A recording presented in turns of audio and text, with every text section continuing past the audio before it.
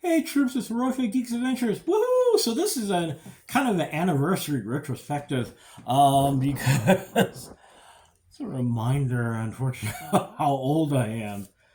This is the 40th anniversary of Buckaroo Banzai, and reactions from many folks range anywhere from "Isn't that the funky movie of Peter Weller?" Yes, it is. To "Oh my god, love that movie." Technically, of course, they were the full blown title is "The Adventures of Buckaroo Banzai Across the Eighth Dimension." 40 years. Wow. I feel old. But anyway, okay, let's do a caveat here, okay? Like I said, there are a range of reactions to this film, so let's just start out with this. This film isn't necessarily for everyone. Yeah, I'm going to make this comparison. You could think of it in some ways as kind of like being a sci-fi version of Rocky Horror Picture Show. Okay, for some folks, it's a quirky, fun, free spirit of a film. For others, you just look and go, "What the?"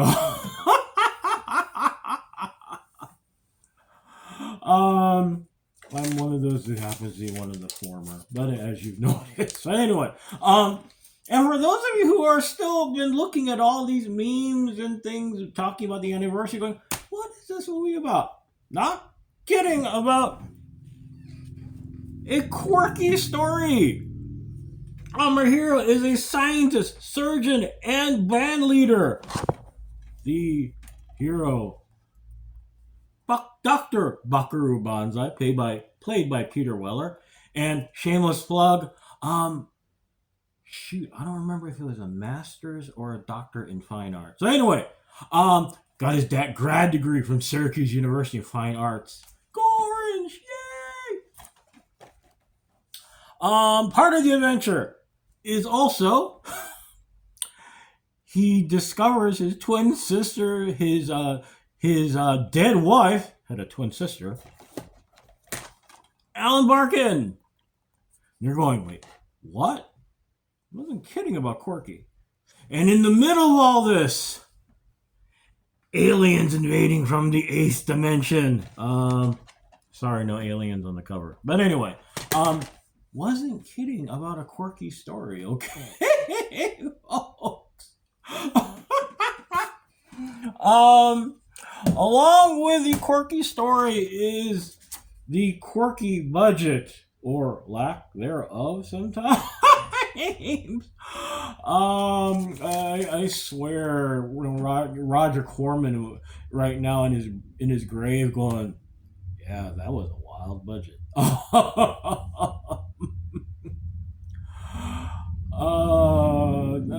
There's this great scene where our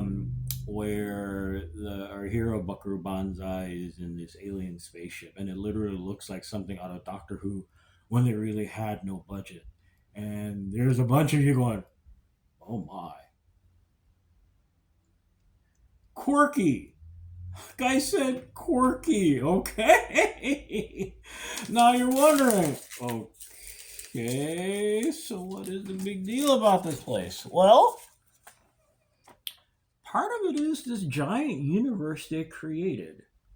Um, and there's a whole bunch of you going, "Yes, they were supposed to do that one sequel against the World Crime League and blah blah blah blah blah," and a bunch of you going, they haven't stopped talking about that for the last hour. You see it a lot if you can get your hands on the novelization, and you got some time to go through the book. It goes into a lot greater detail about the universe that was created for this film. Um, Buckaroo Banzai, our hero here, is like a combination of James Bond, James Bond, Doc Savage, Batman, Sherlock. Um, and a little bit of Jimi Hendrix thrown in for good measure. All these skills come together in this really wacky world where he leads a group of heroes called the Hong Kong Cavaliers. Um, they're the guys who back him up in the band, as well as help him take on assorted missions in the world, including taking on the evil World Crime League, led by, I think, was it Hanoi Shan, I believe. Is it? Um, and he's the one. Is he the one who killed Owen Barkett? It's been a while since I saw the film. Sorry. But you get the idea. This vast universe with all sorts. There's even the buckaroo banzai and his group are so big they have their own comic book within this universe. Okay. And right now you're looking at Jeff Goldblum and wondering, why is he in a cowboy outfit? Well, Buckaroo Banzai, he wanted to join the band and made the assumption that, well, I'm supposed to dress like a cowboy, right? Oops. It is a wild universe, and you're wondering, well, where do the aliens fit in all this? Way back in the day, Buckaroo's parents were scientists as well who were trying to find a way to go through matter, transverse dimensions, and they worked with our villain, John Lithgow, the villain of this piece, John Lithgow, um, before he became a villain, um, and discovered a new dimension, the eighth dimension.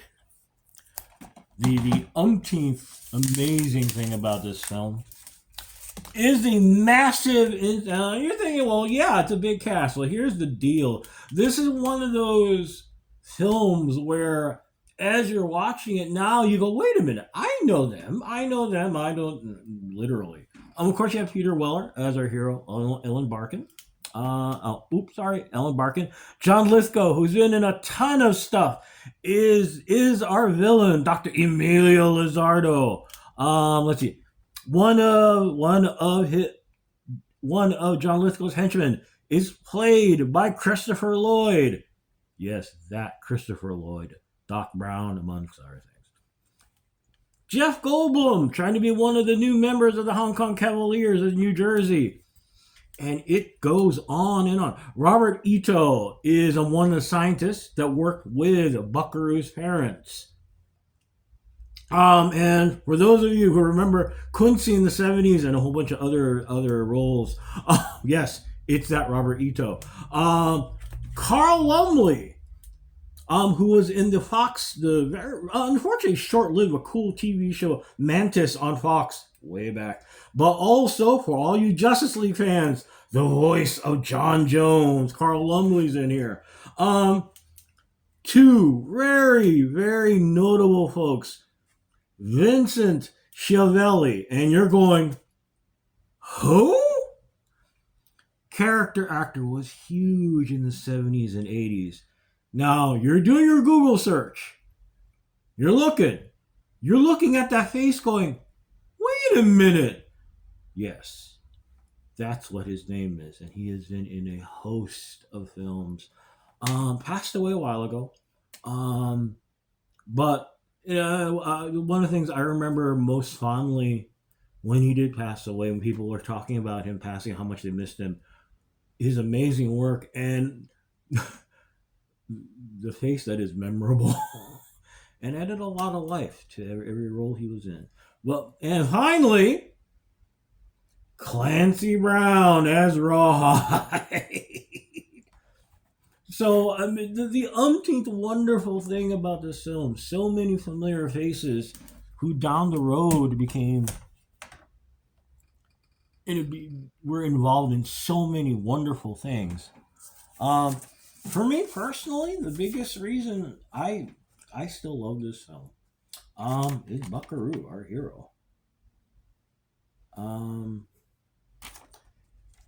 Like the story's a quirky guy. I mean, scientist, surgeon, and band leader. I always admired that when I was a kid. Still do. He's, on a surface level, he's kind of like Batman and Sherlock. So many skills, so many talents, all crammed into one person. And then, but as you watch the film, you see all these layers of who he is. And I always thought that was the coolest thing. Um, a very fun thing to watch. And in the end, that was the most fun thing about the film in general. Yes, it's a little crazy. Yes, there's a lot of things going on. A lot of things that can be kind of disconnected and just insane. But like a lot of the great B films, it was done with this sense of joy and energy and glee that is a wonderful, fun thing to watch. Which I think in the end is the biggest reason why a lot of us still remember this film fondly, and just love it. We adore it because in the midst of all this insanity and chaos and yada yada yada, there's this great energy, and it's always a cool thing. Anyway, I'm gonna go because it's a Sunday and stuff to do and yada yada yada. Anyway, so hey, y'all take care. May the force be with you. May the odds be in your favor. And as always, be good to each other. And as always, I gotta say this line. You all know that. No matter where you go, there you are. And yes, it sounds like a weird line when you first hear it and say it. And as you think about it more and more and you see how life is, you realize that, yeah, y'all take care. Peace. Bye.